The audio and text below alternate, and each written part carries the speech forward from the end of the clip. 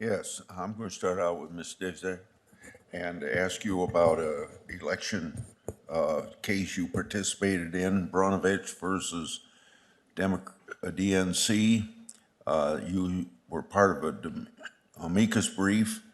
Your brief argued that an Arizona law 2023 banning ballot harvesting was racially discriminated and violated the Voting Rights Act. Why, in your view, can't states ban ballot harvesting? Thank you, Ranking Member Grassley, for that question. I filed an amicus brief on behalf of two clients in the Supreme Court in that case that you mentioned. And the arguments made by my clients in support of the DNC was that the two election laws in Arizona violated Section 2 of the VRA based on a number of facts that were set forth in the Ninth Circuit opinion, finding that those laws did in fact violate Section 2 of the VRA. The Supreme Court disagreed with that position, but did, in fact, employ a test that looked at various facts to determine whether laws are passed either with discriminatory intent or have discriminatory results. And that Supreme Court ruling in Brnovich v. DNC set forth various guideposts that I would follow if I am so lucky to be confirmed to the court. Okay, thank you. I want to ask about another case dealing with religious freedom. In Bryce, you filed a amicus brief.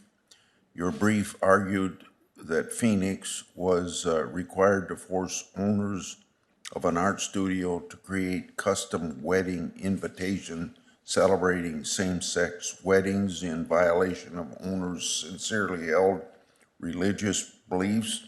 You compared the situation to a hotel owner who banned a Jewish group from using a hotel pool and to a shooting range that described itself as Muslim-free zone.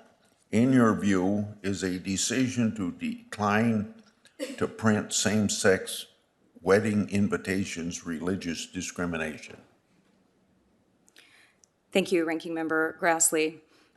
In that case, I represented a group of religious organizations that sought to file an amicus brief to urge the position that a facially neutral and generally applicable anti-discrimination ordinance in the city of Phoenix did not violate the Free Exercise Clause, and that a broad exception to that rule could raise concerns about the Establishment Clause. The Supreme Court of Arizona disagreed with that position, and since that case, there have been a number of cases decided by the U.S. Supreme Court on religious liberties. And if I'm so fortunate to be confirmed, I will uphold the rule of law and the precedents of the United States Supreme Court on the religious liberty and free exercise clause rulings. Let me go to Judge Pryor. On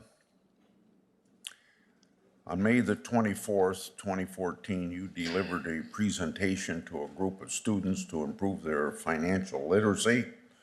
You identified that the students would need to provide two forms of identification, and then you had several things they could pick from to make that but you noted that, quote, a major topic was to emphasize proper identification. And of course, I agree with you on that point for opening a bank account. But my question to you is, should voters be required to show identification when they go to polls? If not, why not? Thank you, Ranking Member Grassley. Let me start with that presentation that was made in May of 2014. We were expressing to the students the importance of financial literacy and that what you would need to open a bank account in the context of voting rights and the ID that will be required to be able to vote. As a federal judge, I must be careful not to speak as to my personal opinion. I will agree, Ranking Member Grassley, that I will continue, as I've done over my years on the bench, to be sure to follow binding precedent of the Supreme Court as well as the Seventh Circuit regarding laws applied as to the need for an ID for a voter. Okay, I'll have some additional questions for answer in writing. Thank you all both very much.